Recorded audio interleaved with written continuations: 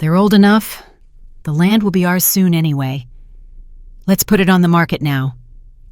The words cut through the air like a knife. I froze in the hallway, my hand trembling against the wooden frame of the door. My son's voice. Marcus was sharp-cold and filled with a greed I had never heard before. Sitting across from him was his wife Samantha, her tone even colder. "If we wait until she dies, we'll waste years. Do it now." "Nobody will question it," she insisted. I couldn't believe what I was hearing. My own children, flesh of my flesh, were gathered in my living room, plotting to sell the very farm I was still living on, the farm I had worked my bones to keep alive. My chest tightened as though the walls were closing in. My daughter Angela sat silently between them, her head lowered. She didn't speak, didn't defend me, didn't even flinch.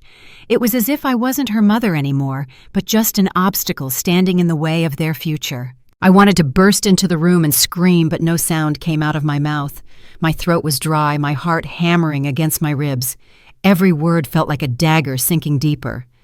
"This place is a waste," Samantha sneered. "We can make a fortune and she won't even know what happened."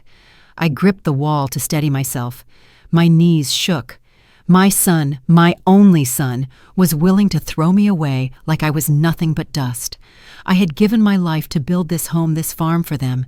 And here they were talking about selling it behind my back as if I was already gone. I had never felt so humiliated, so betrayed. And yet, as the tears stung my eyes, something inside me whispered, "Not yet." They think I am powerless, but they have no idea what I've kept hidden all these years. My name is Clara Johnson, and I am 68 years old. I was born and raised in the South on soil that stained my hands red with clay and sweat. For most of my life, I believed that hard work and sacrifice were the purest forms of love. I married young to a man named Robert Johnson, who shared my stubborn belief that family always came first. Together, we built this farm from nothing but broken ground and hope. Robert passed away nearly 20 years ago, leaving me with 2 children to raise Marcus and Angela. They were still young then, barely adults, and the weight of survival pressed heavily on my shoulders. I could have sold the land back then, taken the money, and started over somewhere else. But I didn't. I told myself that this farm was more than just land. It was the soul of our family, the place where their father's memories still lived, where our blood and laughter had soaked into the earth. So I worked. Lord, how I worked.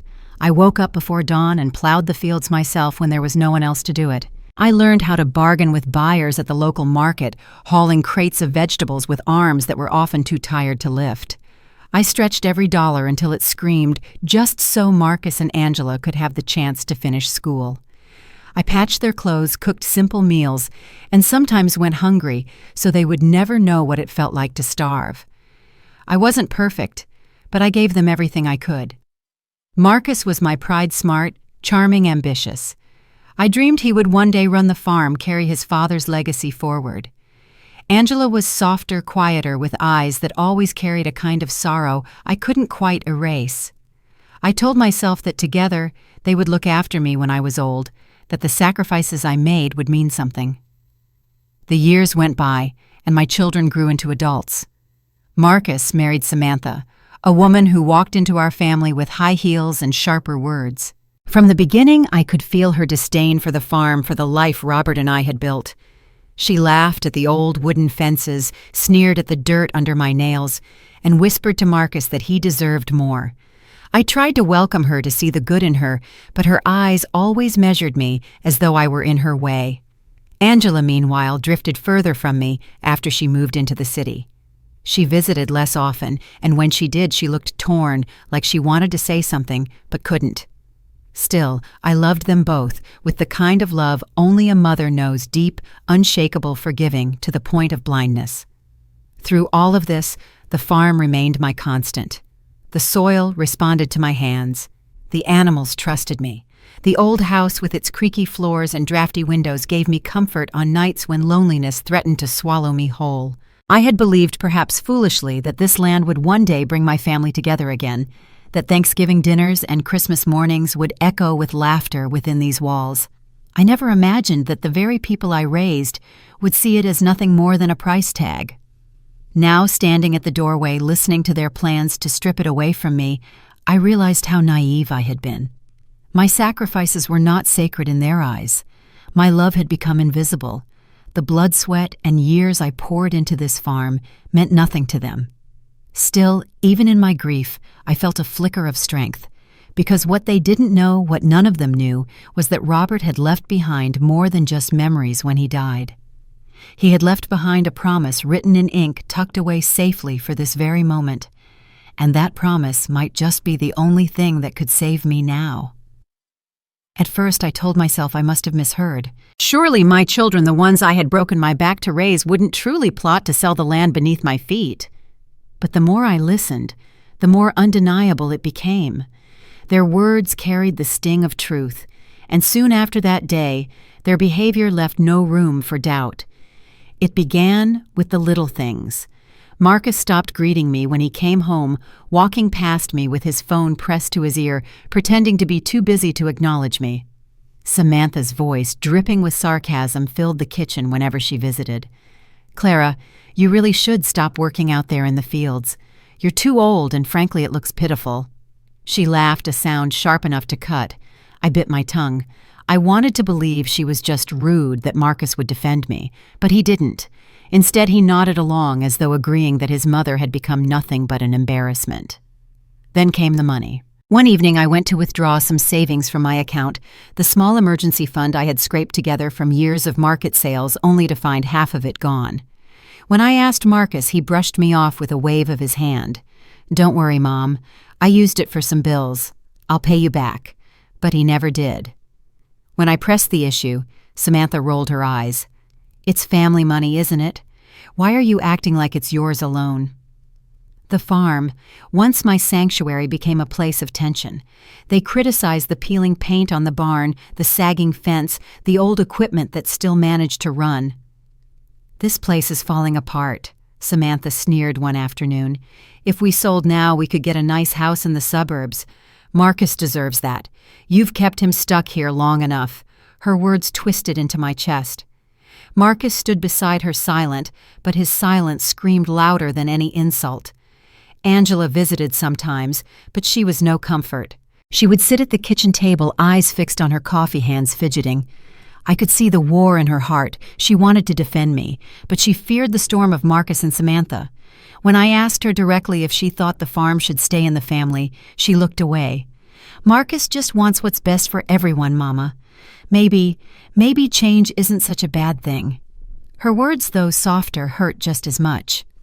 The worst was when they began holding meetings in my absence. I would walk into the living room and find Samantha with her laptop open, spreadsheets glowing on the screen, Marcus beside her making notes. The moment I entered, they would snap it shut and change the subject. One evening, I overheard Samantha on the phone, her voice hushed but urgent. "Yes, we're finalizing the deal soon. The property's value is higher than expected." I confronted her. "What deal? Who are you talking to?" She smirked, eyes cold. "Don't worry about it, Clara. You wouldn't understand." Her words made me feel small, invisible in my own home. The insults escalated.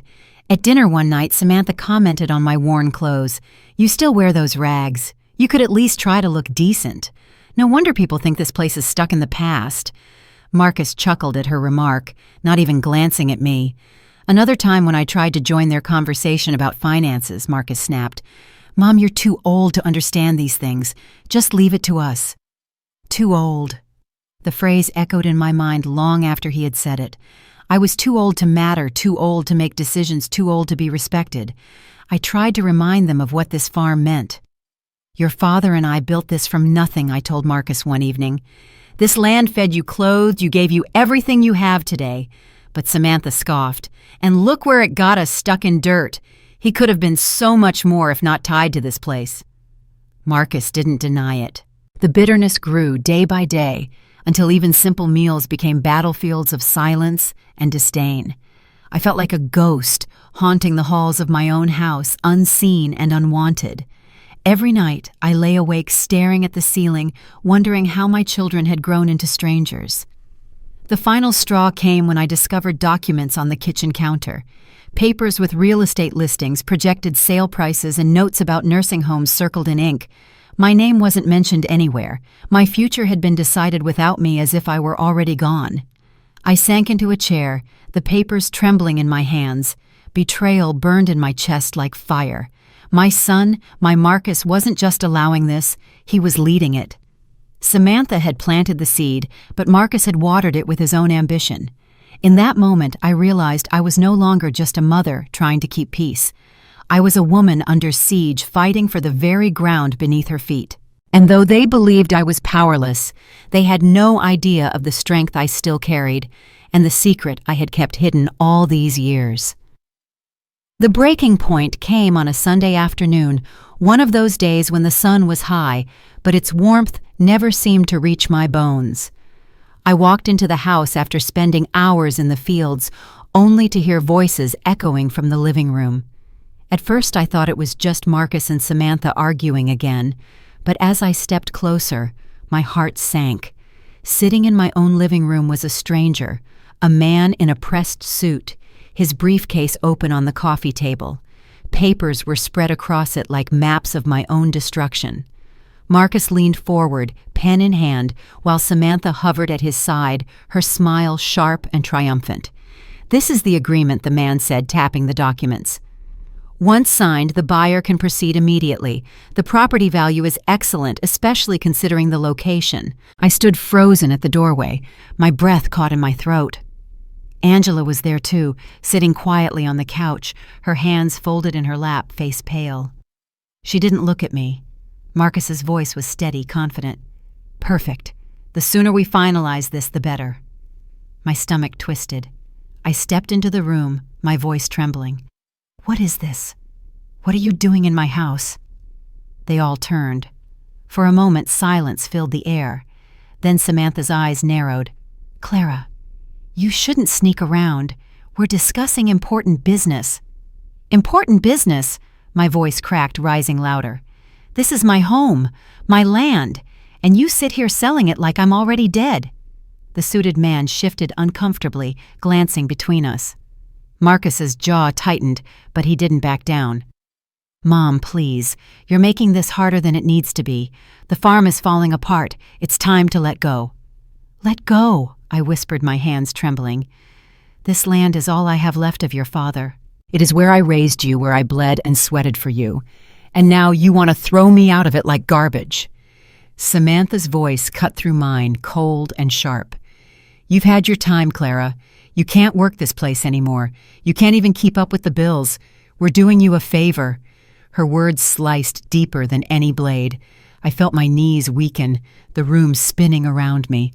Angela finally looked up, tears glistening in her eyes, but she said nothing. The suited man cleared his throat. "If there's a problem, perhaps we should—" "No," Marcus interrupted, raising his hand. "There's no problem. She just doesn't understand." Didn't understand. My chest tightened, anger mixing with despair.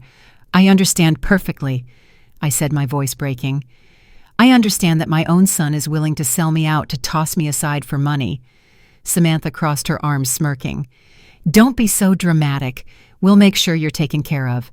A nursing home is comfortable. You'll be fed. You'll be safe. Isn't that enough?" The humiliation was unbearable. My son's eyes didn't soften. He didn't defend me. Instead, he nodded slightly as though her words made sense. I stumbled back a step, the world blurring through tears. My entire body felt heavy, like the earth itself was pressing me down. My mind screamed with memories. Robert's hands on the plow, the laughter of children playing in the fields, the nights I stayed awake to stitch clothes by candlelight. All of it, every sacrifice, every ounce of love, was being reduced to a line on a contract. Angela whispered almost too softly to hear Mama. But her voice trailed off, drowned by the sound of Marcus flipping through the papers. The suited man uncapped a pen, sliding it across the table. Samantha leaned closer, whispering to Marcus, "Just sign it. The money will solve everything." I felt a sob claw at my throat, but I swallowed it down. No one came to my defense. Not my son, not my daughter. The people I had given everything to were ready to erase me. In that moment, I believed I had lost everything. My dignity, my family, my home, the humiliation burned into my skin like fire. And yet, even as despair threatened to crush me, a small flame flickered deep inside, because I knew something they didn't, something that could change everything. That night, I lay awake in my bed, staring at the cracked ceiling. The voices of Marcus and Samantha echoed in my mind like poison, their words circling until my chest ached. They thought I was powerless, a frail old woman clinging to dirt. They believed they had already won, but they were wrong. I reached beneath the old cedar trunk at the foot of my bed and pulled out a small wooden box. Inside, wrapped in layers of yellowed cloth, was a folder of documents that Robert had signed before he died. I hadn't looked at them in years, but I knew exactly what they contained. With trembling hands, I unfolded the papers. The ink had faded, but the words were still clear. Robert had insisted on creating a binding legal contract before his passing one that stated plainly, "The farm shall not be sold or transferred under any circumstances without the written consent of Clara Johnson for as long as she lives." I remembered the day he made me sign beside him, his hand resting over mine. "Clara," he'd said, "this land is your life. Promise me you'll protect it. Promise me you'll never let anyone take it from you." I had promised, and now years later that promise had become my salvation. I clutched the papers to my chest, tears spilling down my cheeks. They thought they could erase me with a signature, but this farm was more than property. It was my legacy, my shield. They had underestimated me. The next morning, I walked into the kitchen where Marcus and Samantha were already seated, whispering over coffee. Their conversation stopped the moment I entered. Marcus raised an eyebrow, suspicious, while Samantha smirked like a cat waiting to pounce. "What now, Mom?" Marcus asked, his tone laced with irritation. I set the folder on the table with a thud. "This," I said, my voice steady, "is what you forgot to consider." Samantha frowned, flipping the cover open. Her face paled as her eyes scanned the words. "What is this?" she demanded. "It's the law," I replied. "Your father was a smart man. He knew one day greed might poison this family, so he made sure the land could never be sold without me. As long as I live, this farm is mine." Marcus snatched the papers, his hands shaking as he read. For the first time, I saw doubt flicker across his face. Angela leaned closer, her mouth falling open in shock. This can't be real," Marcus stammered. "Oh, it's real," I said firmly. "Filed, notarized, and binding. You thought you could betray me in my own house? Think again." Samantha's smirk vanished, replaced with a sneer of fury. "You tricked us. You planned this all along." I met her glare with calm defiance.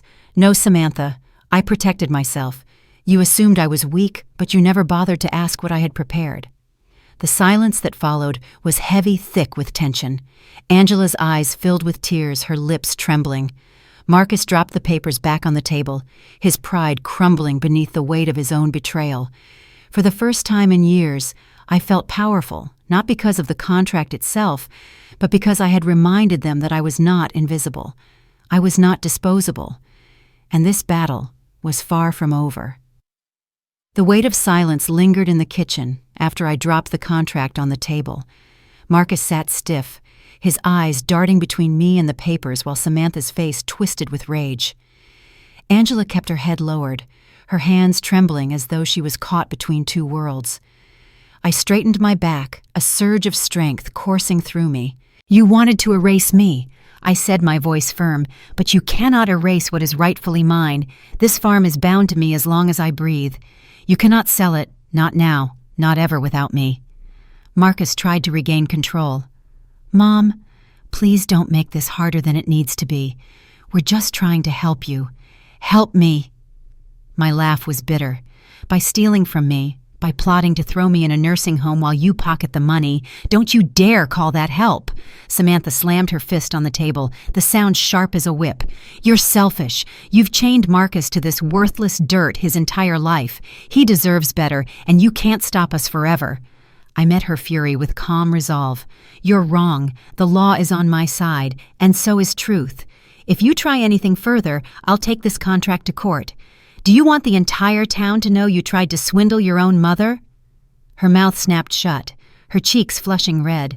For the first time, she looked uncertain. Angela finally found her voice, her eyes brimming with tears. "Mama, I'm so sorry. I should have said something sooner. I didn't want to hurt you."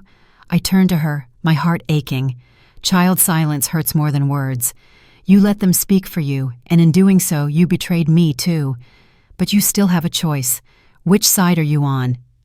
Angela's shoulders slumped. She reached out and touched my hand gently. "Yours," she whispered. "Always yours." Marcus's face tightened at her words. He pushed back from the table, pacing the room like a caged animal. "This is ridiculous. We can't stay trapped here forever. Samantha's right. We could have had more." "You already had everything," I said softly. "You had a mother who worked herself to the bone for you, a father who left his legacy in this soil, a sister who loved you. But your greed blinded you." I reached for the contract again and held it high. "This piece of paper isn't just ink. It's your father's voice, his protection. And I will use it if I must." The tension in the room crackled like lightning. Finally, the suited man who had been watching all of this unfold rose from his chair. "I think it's best I leave," he said cautiously, gathering his briefcase. "Clearly this matter isn't settled." He hurried out the door, leaving behind a storm that still raged between us. Samantha turned on Marcus, her voice sharp. "You promised me we could get out of this dump. You said we'd have money, a new life." Marcus's face crumpled. "I didn't know about the contract," he snapped back. "You should have known," she spat, grabbing her purse. "I'm not wasting my life here because of your weak mother." And with that, she stormed out, slamming the door so hard the walls rattled. Marcus stood frozen, his pride shattered. He looked at me with eyes full of anger and shame. "You ruined everything," he whispered. "No," I replied, my voice steady. "I saved everything." He left soon after, chasing after Samantha, leaving Angela and me alone in the quiet. For the first time in years, the house felt like mine again. I sat at the kitchen table, my hands resting on the contract, and exhaled a breath I had been holding for decades. Angela stayed by my side, tears streaking her cheeks. "Mama," she said softly, "what will happen now?" I squeezed her hand. "What happens now is simple. This farm stays where it belongs, and I'll make sure no one ever tries to take it from me again." The days that followed were heavy, but filled with a strange peace. Word spread quickly through the community. Neighbors whispered, and soon everyone knew what Marcus and Samantha had attempted. Their reputations suffered, and for once people stopped looking at me with pity and started looking at me with respect. Marcus came back a week later alone, his shoulders slumped. His eyes were tired, his voice hollow. "I'm sorry, Mom," he muttered.